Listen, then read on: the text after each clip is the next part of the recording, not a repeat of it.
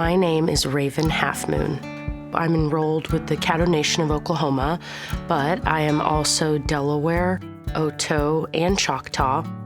In kind of my formative years, I worked with Jerry Redcorn, who is a Caddo elder, and also she does traditional pottery. And so that was kind of like my first experience with coil building and using clay and kind of figuring out the techniques behind clay. And then from there, I went on and went to school at the University of Arkansas. And that's kind of where I really grew and found my voice as an artist.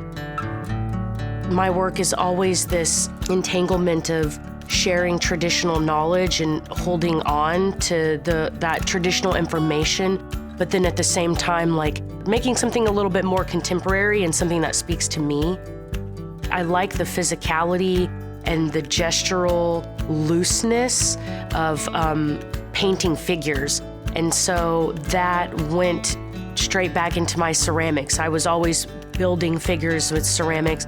And so with my glazes, you can see like it has a very painterly look. I want you to be able to feel human emotion in the work. So when you view that work, 500 years from now, you can see my fingerprints that were laid down in the sculpture. I don't want my pieces to feel like they're machine made. They're really meant to capture human experience, and they're not meant to be these like totally well-formed, perfect-looking pieces of work. It's really about the mark making, what the work is saying, the bigger understanding of what it means, and not about like one arm that doesn't look anatomically correct. I feel like you can leave these pockets or these moments that the audience can bring their own experience too. So for Doors of Prayer, she is in a contemplative state. She comes from my experiences going to sweats here in Oklahoma, and she is all of my own personal experiences going into those sweats.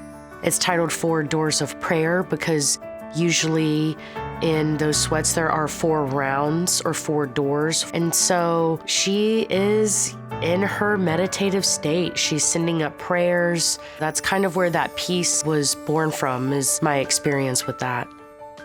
I feel like the work is bigger than me.